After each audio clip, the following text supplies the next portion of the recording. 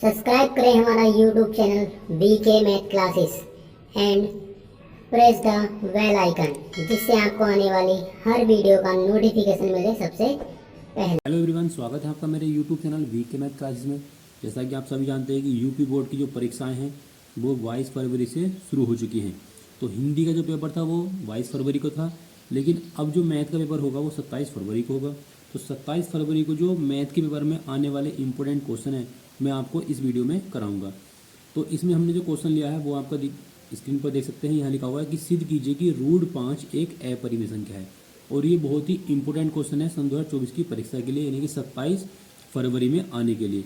अब अगर मान लो ये क्वेश्चन आपका एग्जाम में नहीं आता है तो जहाँ आपका √5 है वहाँ √2 या √3 भी हो सकता है। और बहुत ही इंपॉर्टेंट क्वेश्चन है, क्योंकि इस क्वेश्चन के बाद मैं आपको एक क्वेश्चन और कराऊंगा जिसमें वहाँ पर आपको प्लस या माइनस देखने के लिए मिलेगा। तो इस क्वेश्चन को हम एग्जाम में किस तरह सोल्व करेंगे और सोल्व करने के बाद हम अपने एग्जाम में 2 नंबर किस तरह से पक्के कर सकते हैं। तो वीडियो में लास्ट तक बने रहें, वीडियो को इसके बिल्कुल भी ना करें। तो आइए शुरू करते हैं।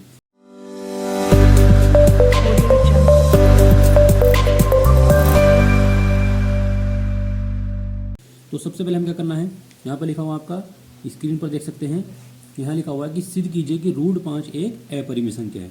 अब अपरिमेय संख्या वो होती है जिसका अगर हम वर्गमूल निकालेंगे, मतलब हम √5 का अगर वर्गमूल निकालेंगे तो वो हमारा पूरा पूरा प्राप्त नहीं होगा, वो हमें इनफाइनाइट तक मिलता रहेगा। तो हम क्या करेंगे, यहाँ पर हमें सोल्व करना है। यहाँ हम मान लेते हैं कि माना √5 के विपरीत यह एक परिमेय संख्या मान लेते हैं कि यह एक परिमेय संख्या है। अब हम क्या करेंगे कि इस √5 के बराबर यहाँ हम a/b भी मान सकते हैं या p/q भी मान सकते हैं, क्योंकि जो परिमेय संख्या होती है वो बटे में होती है और वो पूरी पूरी डिवाइड हो जाती है। तो हमने a/b मान लिया। अब हम क्या करेंगे, दोनों ओर का वर्ग कर देंगे, क्योंकि हमें ये रूट हटाना है। मैं लिख लेंगे दोनों ओर का वर्ग करने पर, तो हमें जब इसका वर्ग करेंगे तो हो जाएगा आपका √5 का वर्ग और यहाँ जाएगा आपका a/b का वर्ग।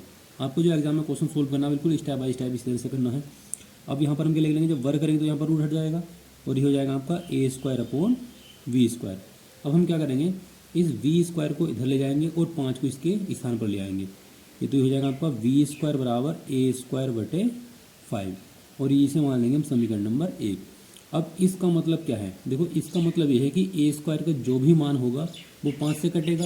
अगर a² का मान 5 से कटेगा तभी तो परिमेय संख्या कहलाएगा। अगर परिमेय संख्या अगर मान लो नहीं कटेगा तो ये अपरिमेय संख्या कहलाएगा। लेकिन हम मान के चल रहे हैं कि यह एक मतलब परिमेय संख्या मानकर हम क्वेश्चन को सोल्व कर रहे हैं। तो इसका मतलब ये है कि जो a² की वैल्यू होगी वो 5 से पूरी पूरी डिवाइड होगी। तो यहाँ पर हम लिखेंगे कि a² 5 से क्या है, विभाज्य है। a² 5 से विभाज्य है, इसलिए a भी 5 से विभाज्य होगा। अब हम क्या करेंगे, दोबारा से मान लेंगे, यानी कि पुनः में मानना पड़ेगा। तो यहाँ पर हम लिखेंगे माना।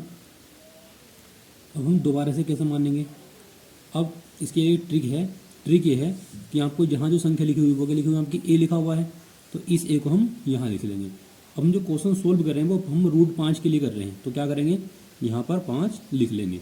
और जो a/b हम पहले से मान चुके हैं, तो इस a/b के स्थान पर हम मतलब a और b को छोड़कर बाकी जो अक्षर बचे हैं ABCD में उनमें हम कोई से भी अक्षर यहाँ पर मान सकते हैं। तो यहाँ पर हम क्या मान लेंगे, c मान लेंगे और यहाँ लगा देंगे बराबर का निशान। अब हम क्या करेंगे, दोनों ओर का फिर वर्ग करेंगे। तो जब दोनों साइडों का वर्ग करेंगे, वर्ग करने पर तो हो जाएगा आपका a², ये हो जाएगा 5c का वर्ग। तो 5 का वर्ग हो जाएगा 25 और c का हो जाएगा आपका c²। तो हो जाएगा आपका a² बराबर 25c²। अब चूंकि यहाँ पर हम देखेंगे इस वाले समीकरण को लेंगे, v² बराबर क्या है आपका, ये v² बराबर है a²/5। अब हम क्या करेंगे, इस 5 को ले जाएंगे इधर मल्टीप्लाई कर देंगे। तो यहाँ पर a² का जो मान आएगा वो आएगा आपका 5b²। तो ये वाला मान हम यहाँ लगा देंगे। तो हो जाएगा आपका 5b² बराबर 25c²।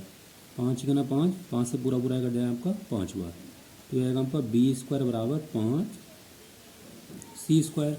अब 5 जो गुणा में से हम बटे में लगाएंगे, तो हो जाएगा आपका c² बराबर b² बटे 5।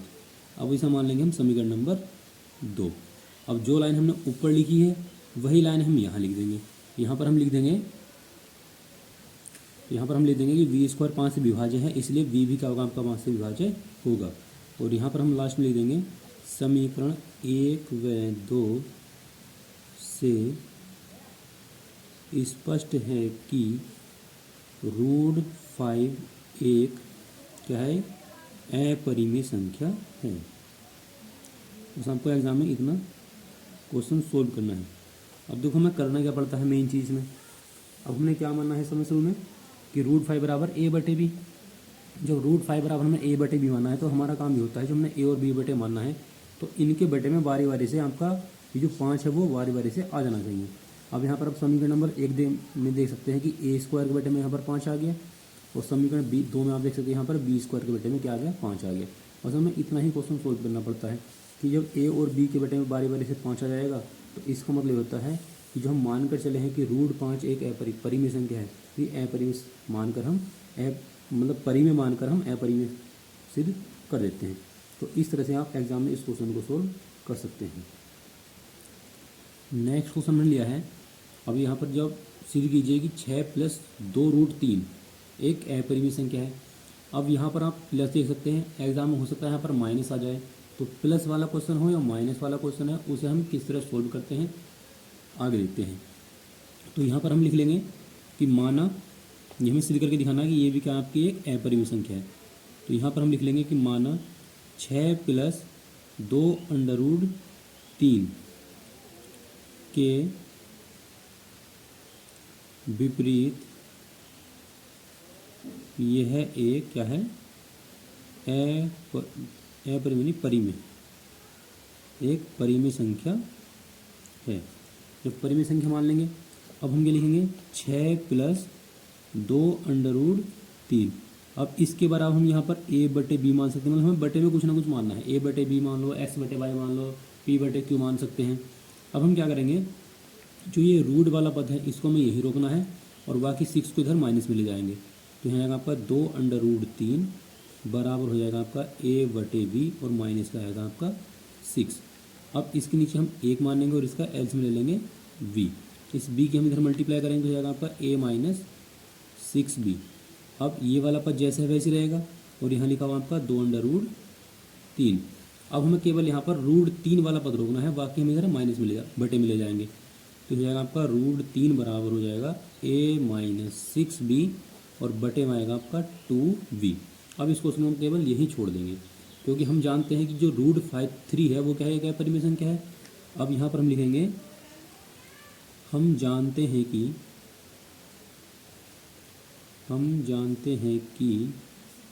√3 क्या है, एक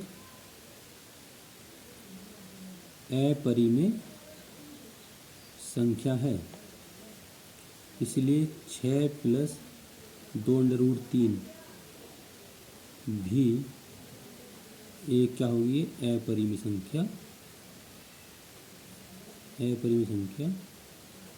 होगी। तो इस तरह का क्वेश्चन आपका अगर मान लो एग्जाम आता है प्लस या माइनस में, तो आपको केवल इतना ही करना है। तो एक बात और ध्यान रखना, अगर आपका विकल्प में कोई क्वेश्चन आ जाए कि किसी भी अपरिमेय संख्या में, देखो ये क्या आपकी अपरिमेय संख्या है, मतलब √3 का आपकी अपरिमेय संख्या है। अगर अपरिमेय संख्या को अगर हम अपरिमेय संख्या में कोई भी पूर्णांक जोड़ते हैं, प्लस की संख्या जोड़ते हैं, माइनस की संख्या करते हैं, तो उसका जो आंसर हमें प्राप्त होगा वो हमेशा एक अपरिमेय संख्या ही प्राप्त होगा। क्योंकि देखो यहाँ पर लिखा हुआ है √2 मतलब 2 जो है वो √3 के गुणा में है, तो ये क्या आपका गुणा में लिखा हुआ है और ये आपका क्या लिखा हुआ है, प्लस में लिखा हुआ है। तो अपरिमेय संख्या में कोई भी संख्या से गुणा करने पर या जोड़ने या घटाने पर हमें जो रिजल्ट प्राप्त होगा वो हमेशा अपरिमेय संख्या ही प्राप्त होगा। तो इस क्वेश्चन को आप एग्जाम में इस तरह सोल्व कर सकते हैं। अब जहाँ आपका प्लस है वहाँ माइनस भी हो सकता है। तो मैंने इस वीडियो में आपको 2 क्वेश्चन कराए हैं और दोनों ही क्वेश्चन जो आपको एग्जाम में आने के लिए बहुत ही इंपॉर्टेंट है।